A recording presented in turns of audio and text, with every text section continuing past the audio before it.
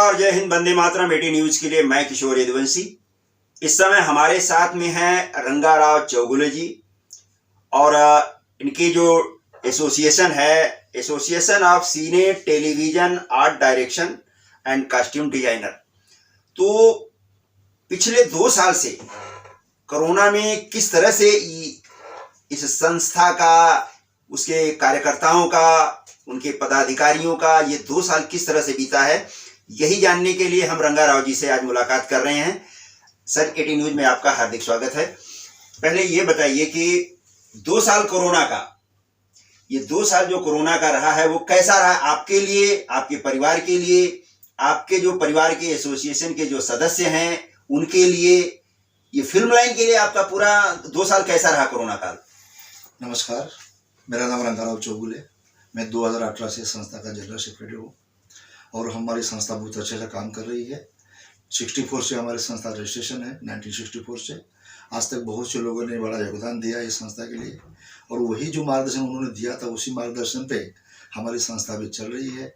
मगर पिछले 2 साल में जो 2020 में कोरोना महामारी जो आई, उसके बाद पूरी इंडस्ट्री का पूरा वर्ल्ड, देश इंडस्ट्री सारा के सारे सत्यानाश हो गया। मतलब ऐसी महामारी जो मतलब कभी नहीं आनी चाहिए थी, हमने ये पल भी देखा। ये हालांकि देखा सर, ये तो बहुत बड़ा खतरनाक बीमारी था। बहुत से लोगों का भी आपने सब लोगों ने देखा है वैसे किन की हालत कैसी हो गई। लोग घर न जा पाओ से अपने जगह पे खाने पीने के लिए मोहताज हो गए थे। और पहला लहर तो लोगों को पता ही नहीं था कोरोना क्या है, किसी को नहीं पता था। क्योंकि जैसा 30 जनवरी को पहला कोरोना रोकना मिला, मगर थोड़ा सा हमारी तरफ से थोड़ा दिरंगाई हो गई। हमने कोरोना डिक्लेयर करते करते हमको मार्च आ गया। 19 मार्च के बाद ही हम लोगों ने उसके ऊपर थोड़ा सा कार्रवाई किया कि भाई अभी थोड़ा लॉकडाउन करना चाहिए करके। चलिए ठीक है, कोई बात नहीं, किसी को भी नहीं मालूम था। तो एक देखा, उसको भी किसी का दोष नहीं देना चाहता हूँ कि भाई महामारी पहली बार आई तो कुछ सारे लोग अनजान थे उसके बारे में, कैसा हम क्या कर सकते हैं। बीमारी के बारे में किसी को जानकारी ही नहीं थी, बिल्कुल किसी ने मालूम ही नहीं था ना, कभी किसी ने देखा नहीं था। सुना हमने 1920 में कभी आया था, तो 1920 में तो उस टाइम हमारे में से कोई भी था ही नहीं, खाली हमने किताबों में पढ़ा था। ठीक है, आया।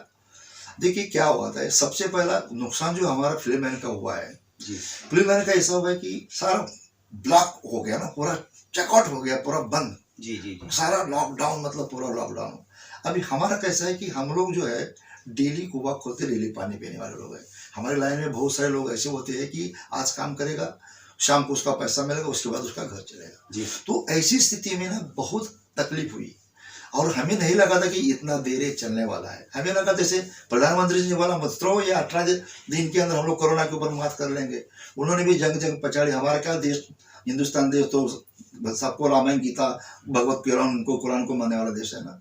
तो थोड़ा बहुत हमने भी देखा भाई चलो, हमारे देश में पहला ऐसा हुआ था, लड़ाई इतनी बड़ी हमने 18 दिन में जीती थी, तो हो सकता है कोरोना को हम 18 दिन में भगा देंगे। मगर नहीं हो पाया।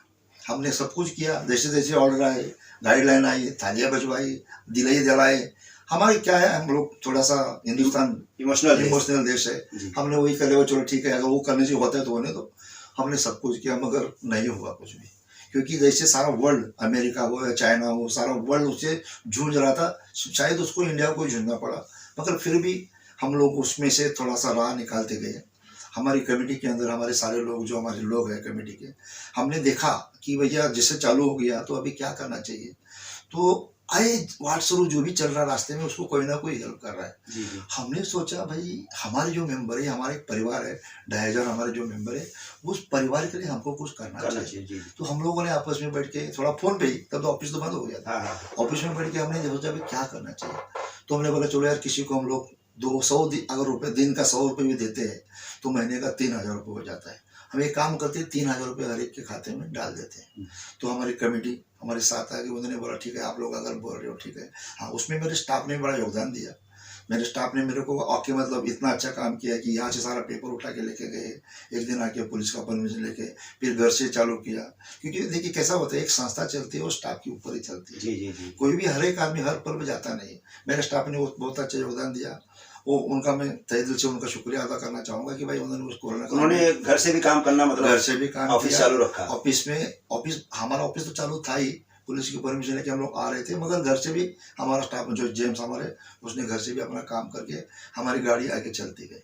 हम लोगों ने देखा तो कम से कम 32,58,000 लोग रुपए हमने लोगों के खाते में बांट दिए। अच्छा, डायरेक्ट बैंक से कांटेक्ट करके डायरेक्ट उनके खाते में हमने क्या किया था, हर एक आदमी को अप्लाई किया था व्हाट्सएप द्वारा, मेल द्वारा, कि भाई जिसको जरूरत है हाँ, हाँ, वो हमारे पास अपना अकाउंट नंबर और IFSC कोड नंबर और फ़ोन नंबर के साथ हमें भेज दे। हाँ, फिर हम लोगों ने वो सारा डाटा एकत्र किया। उसके बाद में धीरे धीरे जैसा 1500 लोग आए, 100 लोग आए, वैसा करते करते करते करते हमने कम से कम 32,58,000 रुपए जो लोगों के खाते में मतलब जैसे जैसे उस बंद के दौरान भी जैसे जैसे लोगों को जानकारी होती गई कि संस्था हमारी मदद कर रही हमारे लिए, तो वैसे वैसे वो लोग अपना डाटा भेजते गए और आप उनमें जो है ट्रांसफर भेजते गए। उसमें क्या था, देखिए हमारा कैसा होता था कि हर एक मेंबर रेगुलर पैसा नहीं भरता है ना। जी जी। तो कुछ लोग हमारी कमेटी के बोले उन्होंने पैसा नहीं भरा, तो हमने सारी फिर कमेटी को जब हमने बताया कि भाई नहीं पैसा नहीं भी भरा है ना, ठीक है आज नहीं कल भर देगा, बुरा दिन है उसका, आज उसका बुरा दिन है, उसके बुरे वक्त हम लोग काम आते, क्योंकि परिवार की मुखिया हम लोग हैं। जी जी। हमारा एक संसार है, हमारे परिवार का मुखिया है, तो हम उनके घर तक पहुंचना हमारा काम है। इन बिटवीन क्या हुआ था, हमारे उपेंद्र चाना जो हमारे लीगल एडवाइजर है, और उन्होंने सुशांत सिंह जो अपने आर्टिस्ट है सावधान इंडिया वाले, उनके माध्यम से हमारे पास एक बंदा है जो बहुत बड़ा इंसान, नेक इंसान है, सेफ है, खन्ना साहब करके, उन्होंने हमें कुछ राशन दिया था।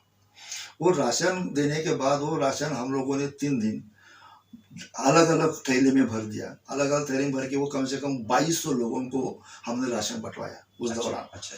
उसमें हम गाड़ी लेके, हमारे संस्थाई गाड़ी है, संस्थाई गाड़ी में भरते थे, टेम्पो लेके बैठते थे। वो पवन पांडे जी हमारे एक मेंबर है कमेटी, उनका टेम्पो है, वो टेम्पो चालक वो थे, और वो क्लीनर बनकर सब जगह हम लोग जाके वो सारा अनाज वितरण कर रहे थे 8-10 दिन हर एक घर तक, क्योंकि उस समय आदमी मिलना भी मुश्किल था ना। वो सारे वीडियो मेरे पास है, कुछ फोटोग्राफ्स है। उसमें कैसा था, देखिए मुंबई बहुत बड़ा सिटी है। हम लोग अभी अंधेरे अगर हमारा मेन एरिया पकड़ते, अंधेरे से लेके नाला सोपारा विरार तक हम गए, कल्याण तक गए, बॉम्बे तक गए, चिंपुर गोवंडी मानपुर वासी तक गए, हर घर जाके लोगों के पास हमने अनाज पहुंचा दिया, क्योंकि हमको लगा कि भाई हमें कुछ तो लोगों के लिए करना चाहिए। और उस मुसीबत ऐसी थी कि भाई अगर कोई किसी के काम नहीं है, क्योंकि देखिए इंसान एक ऐसा आदमी है एक दूसरे के काम आ सकता है, बाकी किसी को तो भाई देखो जवान नहीं हो, ना बोल सकता ना कुछ सकता है। हम एक ऐसे है कि हमको मालूम है कि भाई उसकी तकलीफ क्या है, पीड़ा क्या है, तो हम उसको जाके हर जगह जाके काम आ गए। इन बिटवीन क्या हुआ, प्रोड्यूसर बॉडी को भी हमने अपील किया कि भाई आप लोग कुछ हमको आना दे दो। तो हमारी IFTC जी है JD मजेरिया साहब, उन्होंने भी हमको दिवाली के टाइम कुछ वो राशन दे दिया, हमने वो भी बांटा। फेडरेशन की तरफ से हमें पहला राशन मिला था, 100 गोने मिला था, हमने वो भी बांटा। तो ऐसा करके जहाँ जहाँ लोग जरूरतमंद थे उनके पास हमने ये प्रोग्राम अपना सेट कर दिया। मतलब एक तरफ से उसमें क्या हुआ, हम खुद उस टाइम कोरोनाग्रस्त हो गए, क्योंकि हर गली गली कोल्ची में जाते थे, हम कोरोनाग्रस्त हो गए। उसके बाद मेरी मिसेज हो गई, बेटा हो गया, बेटी हो गई, हम चारों लोग कोरोनाग्रस्त थे। हाँ 10-12 दिन हमने में आराम किया, क्योंकि जाना ही नहीं था बाहर। उसके बाद फिर आने के बाद लोगों की दुआ, जो हम लोगों ने काम किया था वो दुआओं से शायद मेरे परिवार को कुछ भी नहीं हो पाया और मैं अच्छा खासा वापस आ गया। तो दोबारा मेरे को लगा भाई यार अभी वापस कुछ लोगों के लिए जिंदगी मिली है बोनस में। हाँ बोनस, सही बात बोले आपने, क्योंकि भाई मैं हो सकता है बहुत सारे लोग तो मरे थे ना बहुत, जी। तो हम उसमें से बच गए। मतलब हमने कोई तो नया काम किया था जी, जो लोगों की दुआ मेरे काम है, इसलिए मैं दोबारा आके फिर लोगों की सेवा करने लगा। फिर लोग बोलने लगे मतलब अभी तो हो गया ना, दोबारा तो होता नहीं था, आपको मालूम भी था। तो हमने वापस काम चालू किया। और रही बात क्या है, देखिए उस टाइम ऐसा था कि बहुत से लोगों का पेमेंट भी अटका था, तो हमने प्रोड्यूसर बॉडी को भी रिक्वेस्ट की थी कि भैया जो भी है आप पैसा लोगों का टाइम पे दीजिए। कि उसमें होता क्या, देखिए आजकल क्या कॉर्पोरेट संस्था सारी जगह आ गई, तो लोगों का पैसा टाइम पे नहीं मिल पाता है। तो हमने भी रिक्वेस्ट की, प्रोड्यूसर बॉडी ने भी उस टाइम साथ दिया, उन्होंने भी कुछ लोगों को अनाज बांटी, कुछ लोगों को पैसा दिया। मैं शुक्रगुजार हूँ सलमान भाई का भी, क्योंकि बीइंग वुमेन के नाम से उन्होंने भी हमारे से लिस्ट मांगी, उन्होंने भी हमारे कुछ लोगों के 526 लोगों के नाम पे 3-3 हज़ार रुपये उन्होंने भेज दिया, उनका मैं शुक्रगुजार हूँ। बाद में यशराज ने जो कैंप लगाया था, जिसका अपना क्या टीका लगाने वाला कैंप लगाया था ना, उनका भी शुक्रगुजार हूँ। उन्होंने उसके बाद में कुछ अनाज भी हमारे लोगों को, सारी इंडस्ट्री को बांटा। मतलब जो यशराज का जो उसके लिए बहुत सारे लोग हम लोग शुक्रगुजार है भाई, ये कंपनी हमारे साथ हमेशा खड़ी रही। और जिन लोगों ने उस टाइम जो दिया, हेल्प किया, इंडस्ट्री देखिए क्या होता है, हमारे इंडस्ट्री में बहुत से लोग ऐसे हैं, वो ऐसे वक्त काम आते हैं। अभी सबका नाम तो अपने जवान पे नहीं है, मगर जिन लोगों ने दिया उनका हम शुक्रिया अदा करते हैं, क्योंकि इंडस्ट्री को बचाना था। आज इंडस्ट्री धीरे धीरे पहली लहर खत्म हो गई, थोड़ा सा इंडस्ट्री चालू हो गई, तो प्रोड्यूसर ने भी किसी का पैसा थोड़ा बहुत काटा, कि 50% लोग काम कम कर रहे थे, कम हो गया था। मगर देखिए क्या था, सिचुएशन ऐसा था कि जहाँ पे 100 आदमी थे, 100 आदमी काम ही नहीं कर पा रहे थे। क्योंकि लोगों की गाइडलाइन थी कि लंबा डिस्टेंस रहो। अभी हमारे पास देखिए कैसे लंबे डिस्टेंस रहेगा, कैसे रहेगा आदमी। सही। क्योंकि हम लोग एक साथ काम करते हैं। अभी मेकअप मना करो, मेकअप करेगा तो नजदीक तो जाना ही पड़ेगा। कॉस्ट्यूम मंगाना, स्पॉट बॉय है, कॉस्ट्यूम वाला है, सबको जाना पड़ता है, सबको एक दूसरे से मिलना पड़ता है। हमारा एक दूसरे के बिना किसी का काम अधूरा होता है, क्योंकि हम जाएंगे नजदीक में तो कैसे होगा। क्यों बताइए, बाकी जगह इंडस्ट्री में कैसा होता है, भाई मशीन में काम करना होता है, इधर की मशीन इधर इधर लगा तो चलेगा। हम तो नहीं कर सकते ना, कि हमारा एरिया भी लिमिटेड होता है, उसके अंदर काम करते हैं। तो हमने वो सारा कर दिया, सारे लोग अभी उसमें काम धीरे धीरे करने लगे। मगर कोरोना में एक बात आपको मैं बता दूं, इंडस्ट्री पूरी ठप थी, पूरा कुछ नहीं हो रहा था, कुछ लोग जा रहे, रास्ते में कोई आदमी नहीं दिख रहा था। मगर उस टाइम में मनोरंजन क्षेत्र नहीं होता जी, शायद मनोरंजन क्षेत्र नहीं होता तो लोगों का क्या होता भगवान जाने। इसलिए कि घर बैठे लोग करते क्या। बहुत सारे लोग इसमें डिप्रेशन में और एकदम मानसिक तनाव में आ गए थे कि आखिर 24 घंटा घर में रहना, बच्चे बूढ़े जवान सभी लोग एक जगह मतलब कैद हो गए थे, जेल जैसी सिचुएशन हो गई थी। तो इसके ऊपर कैसे लोगों को ये हुआ? वही जो आपने जो सही सोचा उसमें, कि भाई जो लोग घर में कैद थे, वो कैद होने के बाद खाली एक मनोरंजन ऐसा क्षेत्र था जो उन्होंने उसमें अपने आप में डाला। तब समय मनोरंजन क्षेत्र पे दुआ करूंगा उनके लिए भी, कि उस टाइम उन्होंने पुराने महाभारत जो बचपन में देखी थी, पुराने रामायण जो हमने 25 साल पहले देखा था, वो दोबारा देखने का लोगों को मौका मिला। वो लोग देखा जब वो बच्चा था, जो अब अपना जोशी साहब जो महाभारत के जो अभी थे रामायण में जो लोग कुछ बने थे, आज वो बड़े होने के बाद उन्होंने कभी देखा हो बचपन कैसा होता था।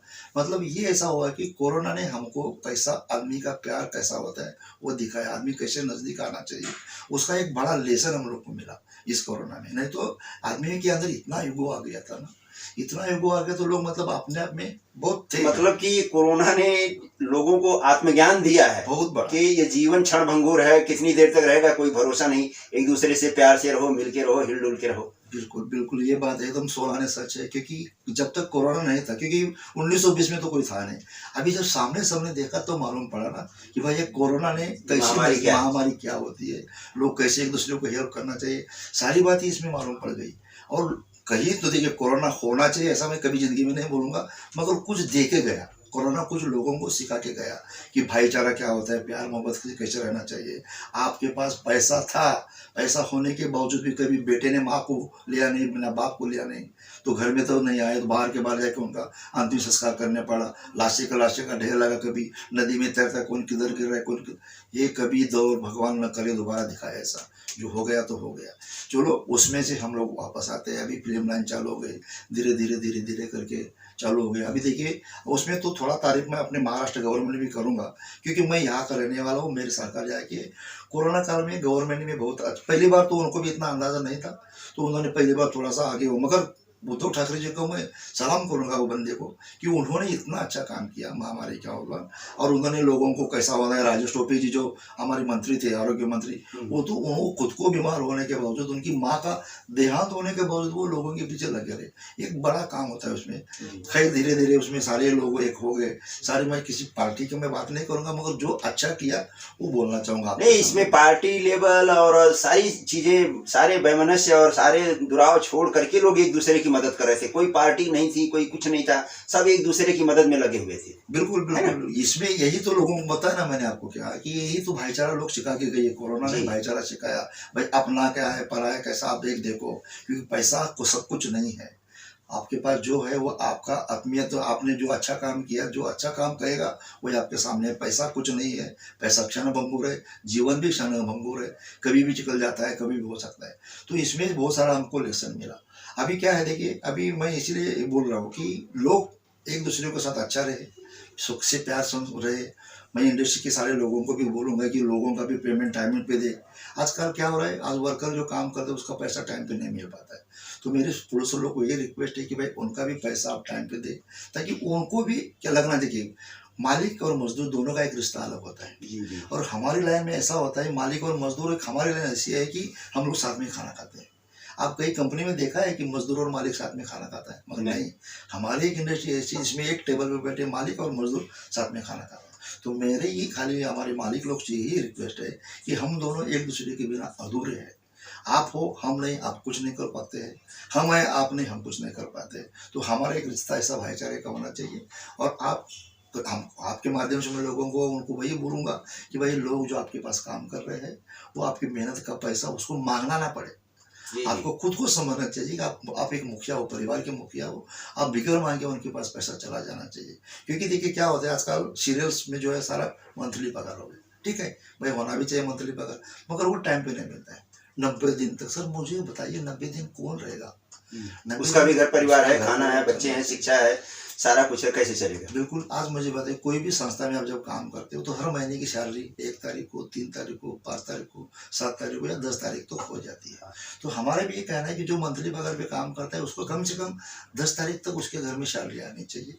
और मैं वही रिक्वेस्ट चाहूँगा आपके माध्यम से मेरे प्रोड्यूसर सारे लोगों को ऐसा करना चाहिए करके, और लोगों को भी बोलूँगा भाई हमारे साथ में आप जो भी लगन से काम करिए, मेहनत से काम करिए, आपका भविष्य उज्जवल होगा। क्या होता है हर एक के हाथों में नहीं लिखा होता है कि आप क्या करना चाहते हो, मगर एक दिन आप एक सच्चा नागरिक बनते हैं, अगर अच्छा काम करते हो तो आप बहुत अच्छा चले जाओगे इसमें से। अभी क्या है देखिए अभी पूरा माहौल धीरे धीरे धीरे अभी कोरोना में से खत्म हो गया है। आज पूरी तरह से फिल्में चालू हो रही है, पूरी तरह से सीरियल चालू हो गए हैं। अभी भी छोटे प्रोड्यूसर्स थे जो छोटी बजट वाली फिल्में बनते, वो अभी तक कोई नहीं उतरे। शायद इसलिए नहीं उतरे होंगे वो कि फिल्मों का थिएटर्स उनके पास था नहीं। एक छोड़ के एक बैठेगा तो उनको कैसे पकड़ेगा। अभी तो चलो 31 मार्च के बाद पूरा खत्म होने वाला है, तो मैं छोटे प्रोड्यूसर की भी रिक्वेस्ट कहूँ भाई आप भी आइए आप मैदान में, और जो आप लगे रहिए आपका भी काम कर लीजिए। क्योंकि बहुत से लोगों को ऐसा ना छोटी पिक्चर में काम करने लोग कम है, जिसका बजट कम होता है ना सब, वो लोग नहीं आते। तो अभी 4 करोड़ 5 करोड़ की फिल्में तो नहीं, बड़ी फिल्म तो है, मगर क्या है हर एक आदमी को काम मिलना चाहिए। इंडस्ट्री में हर एक आदमी को काम मिलेगा तो ही तो अच्छा होगा, क्योंकि भविष्य इंडस्ट्री के अंदर है। अभी देखिए फिल्में अलग अलग तरह की बन रही है, अच्छी अच्छी फिल्में बन रही है। अच्छा एक बात बताइए, कश्मीर फाइल ने एक बहुत छोटे से कम बजट में और बहुत अच्छा मतलब कि प्रदर्शन किया है, इसके बारे में क्या कहना चाहेंगे? क्या ऐसी फिल्में और बननी चाहिए? क्या देखिए क्या होता है मालूम, फिल्में तो बननी चाहिए। फिल्में एक बनाना एक हमारा क्या होता है, हमारी लाइन का एक पेशा भी है, और उसके ऊपर हमारे बहुत लोगों की रोजगारी चलती है। दादा साहब फाल्के जी ने जो 1913 में फिल्म लाया हमारे देश में, तो उनका रोज वही था कि भैया फिल्म इंडस्ट्री को लाने के बावजूद उसके ऊपर काम करे, एक अच्छा सब्जेक्ट लेके आए, लोगों को उसमें ध्यान दे। अगर लोग उसमें मालूम नहीं होता वो सब्जेक्ट मिलना चाहिए। हर एक देखिए अभी आजकल हिस्ट्री वाली बहुत सारी फिल्में आ रही थी, इसका पहले हमने कभी देखे नहीं। जैसे अभी बाजीपुर वो आई, पावन खिंड जो मराठी में पिक्चर, वो भी छोटे बजट की पिक्चर बहुत अच्छी चल रही है। कश्मीर फाइल भी चल रही है, और बड़ी बड़ी फिल्में, तानाजी ने तो इतना करोड़ का धंधा कर लिया। इतिहास भी लोगों को मालूम पड़ना चाहिए।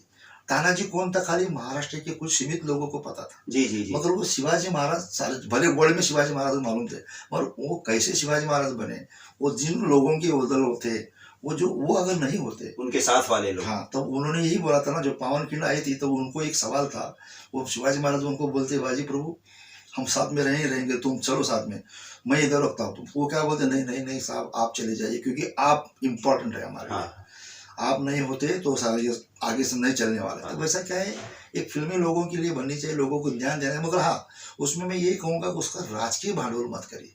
जी जी। फिल्में हैं, हम आपस में भाईचारा हमारा बना रहेगा, क्योंकि हम नहीं चाहते, क्योंकि हम इंडस्ट्री में काम करने वाले लोग, देखिए हमने 92-93 की दंगल देखी है, हमने सामने से देखा है, मगर हम तभी भी साथ थे।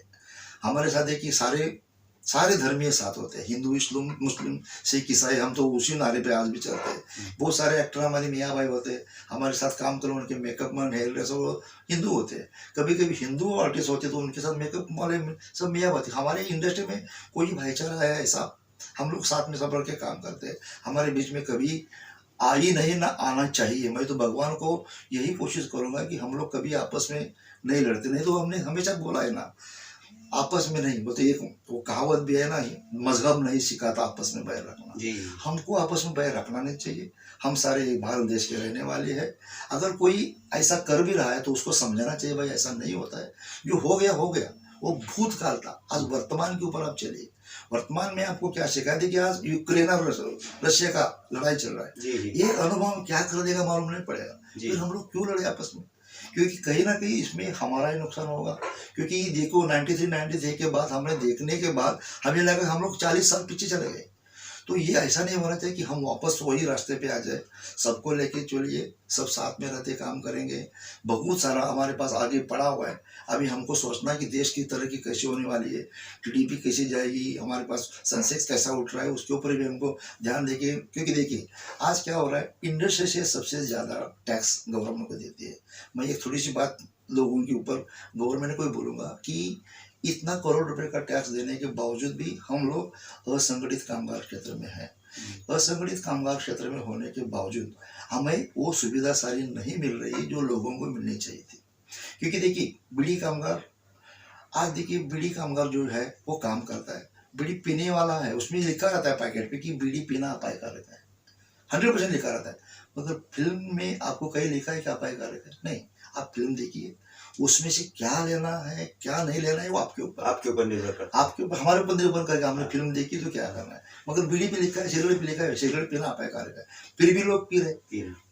तो फिल्म में ऐसा नहीं, फिल्म का क्या आपका मनोरंजन करेगा। अगर आपको पसंद है आप उठ के जा सकते हैं। आप एक थाली में परोस दिया गया है, आपको जो खाना है खाइए, बिल्कुल, और इसके बाद जाइए। बिल्कुल बिल्कुल, आपको अच्छा लगा आप देख लेते हो, आप छोड़ के चले जाइए, कोई बात। मगर वो आपको मनोरंजन करेगा, आपको 2 घंटा 2.5 घंटा आपको एक जगह पे बिठा लेगा।